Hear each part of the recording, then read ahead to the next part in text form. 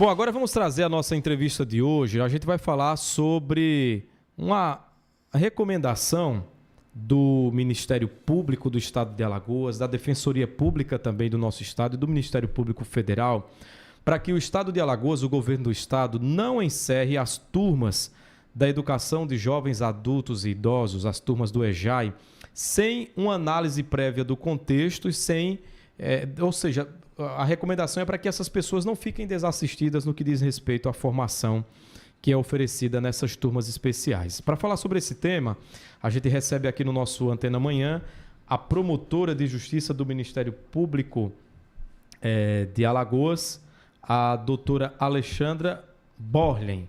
Doutora Alexandra, seja muito bem-vinda. Obrigado por sua presença. Bom dia a todos. Obrigada pelo convite. Doutora Alexandra, como é que que caso é esse? Vamos entender primeiro. Existem aquelas turmas que a gente já divulgou muito, a população já conhece tanto o EJA quanto o EJAI. São turmas específicas para jovens, adultos e idosos em situações específicas.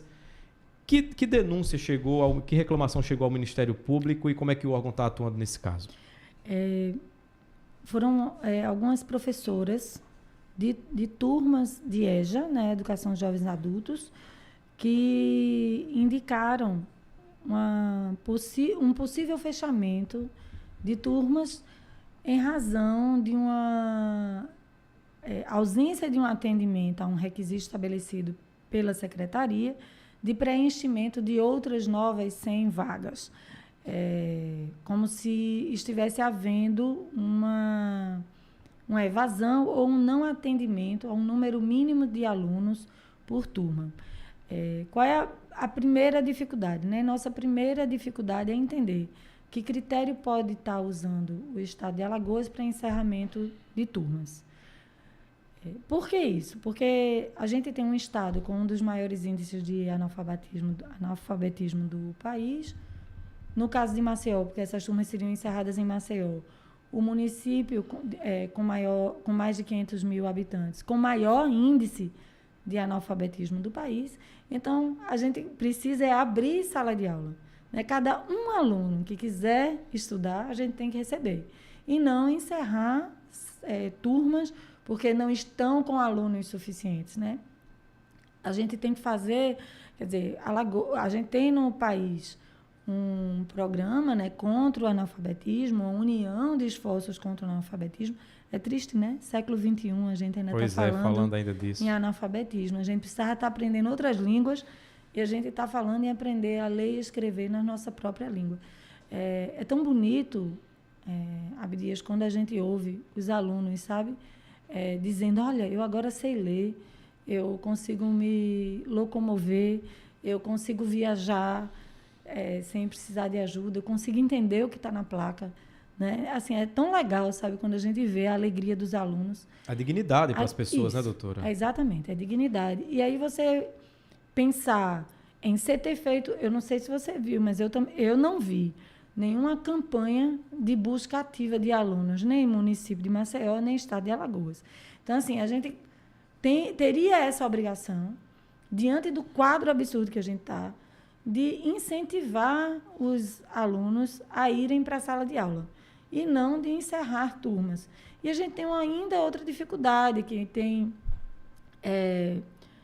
alguns programas que têm desvirtuado um pouco a questão do EJA, para maquiar números. Isso é a minha opinião. A gente ainda está aguardando um parecer técnico do Conselho, do Conselho Estadual, mas que os professores também têm reclamado, que é você reduzir o tempo das turmas de aula, né? Então, você consegue fazer hoje o ensino médio em 6 meses. Isso não é real, né? Então, a gente tem tido, inclusive, assim, aí você maqueia os números, porque você faz uma prova sem qualidade, superficial, praticamente, né? Só a presença do aluno, o aluno sai despreparado, mas você consegue modificar a estatística. Quer dizer, isso, se for isso, nós ainda estamos avaliando, é desonesto. É, né? Colocar sujeira para debaixo do tapete. E é desonesto com o aluno que quer aprender. Porque o aluno que está indo para o EJA, ele não quer só um título. Geralmente é um trabalhador, né? Geralmente é uma pessoa que já tem o seu trabalho. Tá, ele pode até ter uma expectativa de melhorar um pouco na sua condição de empregabilidade, porque a gente sabe que a empregabilidade melhora um pouco com a escolaridade. Mas, geralmente, são pessoas que já têm a sua profissão. São pessoas aposentadas, às vezes, né? São pessoas que... Os idosos não vão trabalhar mais. São pessoas que estão ali porque querem, de fato, aprender.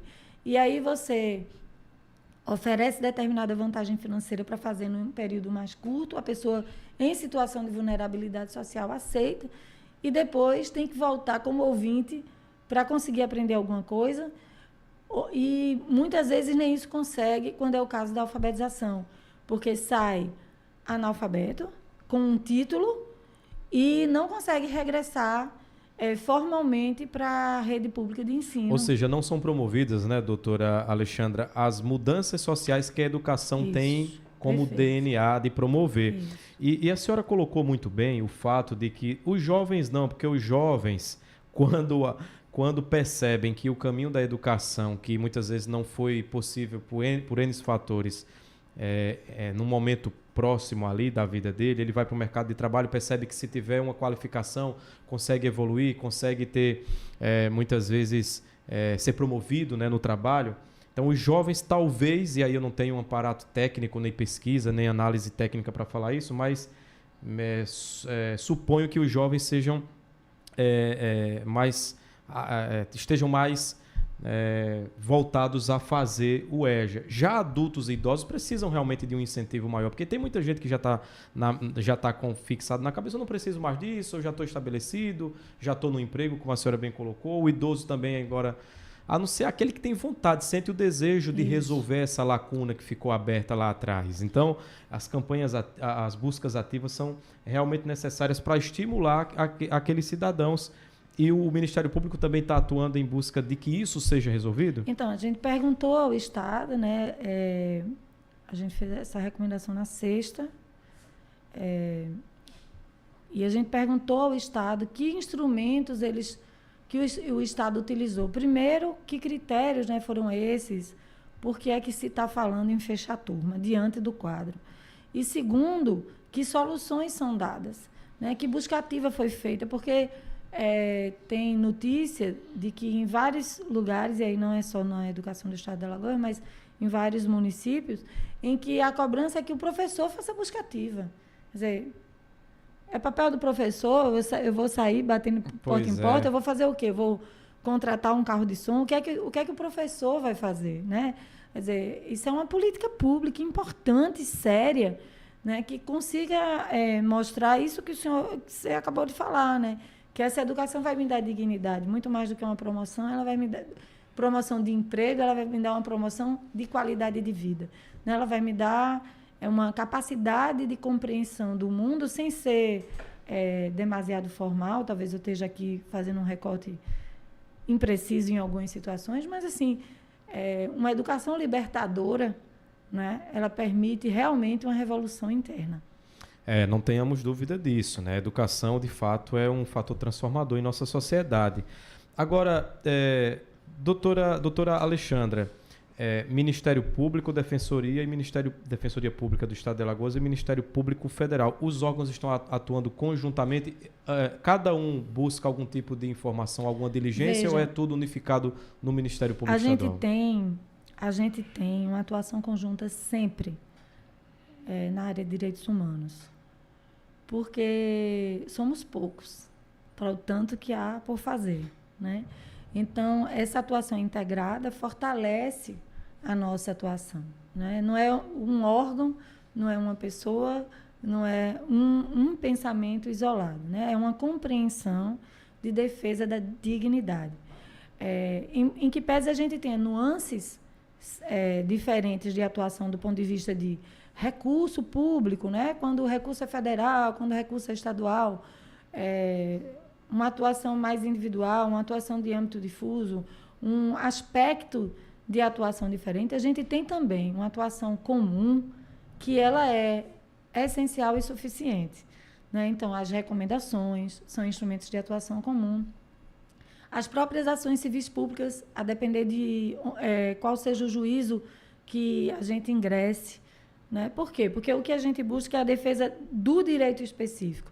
E a defesa do direito à educação, do jovem, do adulto, do idoso, inclusive adolescentes, porque o EJA não é só para adultos, né? A gente tem também os adolescentes com distorção de idade séria, né? Acho que a partir de 16, se eu não estiver enganada. Então, a defesa deste direito em si é uma defesa que cabe a todas as instituições essenciais à justiça, né? Então, abrange todos os ramos do Ministério Público, e muitas vezes a gente atua, por exemplo, com o Ministério Público do Trabalho, com o Ministério Público de Contas, e também a Defensoria Pública, tanto do Estado como da União. Doutora Alexandra Borlen é promotora de Justiça de Defesa dos Direitos Humanos e conversa conosco sobre as recomendações que foram feitas ao Estado de Alagoas para que apresente explicações sobre o porquê e principalmente como não encerrar turmas de educação de jovens, adultos e idosos. Doutora Alexandra, como é que funciona essa tramitação? Quais são os prazos estabelecidos para que o Estado dê respostas e resolva essa situação? O prazo que a gente usa é o prazo legal. A gente, às vezes, gostaria de ser mais célere, mas a nossa legislação estabelece o prazo de 10 dias. Então, a partir do recebimento do protocolo, são 10 dias. Então, o Estado tem mais, até outra sexta, essa sexta não há outra, para nos responder se acata, se não acata e por quê. Até dia 21, portanto, que é sexta-feira da semana que vem. Tá antenado você. Dia 21, exatamente. Bom, vamos trazer as duas possibilidades. A melhor delas, obviamente, é que o Estado consiga organizar o seu cronograma, a sua estrutura organizacional para que atenda a essas necessidades. Se o Estado não cumprir aquilo que está sendo recomendado pelo Ministério Público, quais são as outras etapas? Se houver resistência, né, por exemplo. Se houver encerramento, realmente, porque havia uma possibilidade de encerramento ser noticiado já na própria sexta. Então, assim, formalmente a recomendação saiu na sexta, mas na quinta-noite a gente já remeteu por WhatsApp para os secretários e as pessoas que atuam nessa área, tentando evitar o encerramento na sexta. Como as pessoas que denunciaram não voltaram, a gente acredita que, pelo menos na sexta, as turmas não foram encerradas. Certo. Até aqui, a gente não tem mais notícia de nenhuma turma encerrada. Então, a gente imagina que está sendo acatada. A gente está só imaginando, porque a gente não pode afirmar sem ter uma resposta concreta.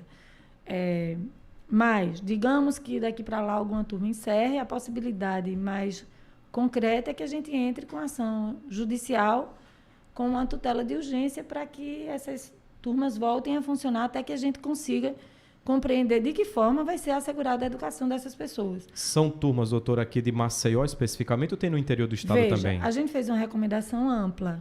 Para o estado todo. Mas a notícia que a gente recebeu foi em relação a Maceió. Nos municípios, a gente está aqui com audiência agora em São Luís do Quitunde, em Teotônio Vilela, em Santana do Ipanema, e pelo YouTube a gente também consegue estar em qualquer lugar. Essa é a vantagem da tecnologia que nos ajuda também a comunicar para um grupo maior de pessoas. Se outros cidadãos de outros municípios alagoanos estiverem enfrentando esse mesmo problema, como é que eles podem acionar o Ministério Público nos seus municípios? Pronto, eles podem tanto falar com o próprio promotor da comarca, né, da cidade onde eles moram. Eles podem conversar com o nosso Núcleo de Defesa de Direito de Educação do Ministério Público, que tem atuação no Estado inteiro. Então, na página do Ministério Público do Estado, tem essa possibilidade, tanto direto com o Núcleo de Defesa de Direito à Educação, que é o Dr. Lucas Saxida, como com a ouvidoria, através da ouvidoria do Ministério Público. Pode ser feito isso através do site. O Ministério Público Federal, no âmbito de defesa, especificamente do EJA, o doutor Bruno Lamenha é procurador regional de defesa de direito de cidadão. Então, na página do MPF também pode ser feita essa notícia e na página da Defensoria Pública também pode ser feita. A minha atuação é restrita a Maceió, mas a minha promotoria fica no Barro Duro, tem de segunda a sexta, de 7h30, de segunda a quinta, de 7h30 da manhã às 7 da noite, tem gente lá, e na sexta de 7h30 da manhã até 1h30. E tem um e-mail que é pj.61capital@mpal.mp.br. Vamos repetir esse aí para fixar. PJ de Promotoria de Justiça. PJ. Ponto 61, que é o número da promotoria. Certo. Capital, porque é da capital. Certo. @MPAL, Ministério Público de Alagoas, né? Sim. mpal.mp.br. Se você não conseguiu anotar tudo, volta o vídeo depois no canal no YouTube que você consegue, tá certo? Isso. Vai ficar gravado aqui não só em vídeo, mas em áudio também. Doutora Alexandra, para a gente encerrar aqui a nossa discussão, a gente sabe que questões básicas, fundamentais, como saúde, educação, bem-estar, segurança, são partes, inclusive, garantidas na Constituição como direito do cidadão. Então, não proporcionar esse direito, seja por quais argumentos forem, porque tem evasão, não, porque a turma é pequena. Nesse caso, os municípios e estados, o estado, nesse caso específico, deve se adaptar e ajustar a sua maneira de trabalho à realidade que é colocada e não limitar. Então, é esse o ponto central. É isso, perfeito. Você traduziu perfeitamente. É isso, o direito tem que ser assegurado, né? E a gente está falando aqui de um público muito específico, né? E um público que não está indo porque papai e mamãe levam, um público que está indo com as próprias pernas porque quer. Então, é uma turma que, embora seja, por natureza, diversa, pelas idades, por tudo, né? Pelas experiências de vida, é uma turma de imensa riqueza. Né? É uma turma de maior troca do que propriamente de ensino. E tem outro detalhe também, né? Muitas vezes argumentam o custo que isso vai causar, né? O orçamento, enfim, mas a gente sabe que o desconhecimento, o cidadão que não tem acesso à educação, certamente causa outros tantos problemas sociais que são muito mais caros. Tem vários estudos do IPEA, de cientistas políticos, de economistas, de sociólogos, mostrando claramente o custo do analfabetismo, o custo da falta de educação. A gente tem um estudo referência, mas depois desse vários, da Faculdade Latino-Americana de Ciências Sociais, que mostra que os índices de violência e de homicídio vão aumentando quando a educação vai diminuindo. Então, educação é uma questão de segurança pública. Né? A gente não consegue compreender. A educação é uma questão de saúde. De saúde também. Porque a gente consegue entender, por exemplo, a gente vai aprender o que é uma fake news. A gente vai conseguir entender o quanto dar vacina nos nossos filhos é importante dentro da sala de aula. Né? E a gente vai compreender o quanto a prevenção é importante. Isso, então, a educação ela tem repercussão direta na economia e em outros setores de políticas públicas. Exatamente. Doutora Alexandra Borlin, muito obrigado, viu, por sua participação aqui conosco. Falou com a nossa audiência sobre a recomendação do Ministério Público de Alagoas, Ministério Público Federal e Defensoria Pública do Estado, para que o governo do Estado, por meio da Secretaria de Estado de Educação, reveja aí a questão do fechamento de turmas da educação de jovens e adultos. Doutora Alexandra, até uma próxima oportunidade. Muito obrigado. Obrigada a vocês pela oportunidade. Falar sobre direitos humanos é sempre essencial. E a rádio tem um papel, importantíssimo. Um alcance importantíssimo. Obrigada. É isso aí. Muito obrigado. Essa foi a doutora Alexandra Borlin, promotora de justiça, entrevista que estará disponível daqui a pouquinho no nosso site, redeantena7.com.br, e também no nosso canal no YouTube, para você ver e rever quantas vezes quiser.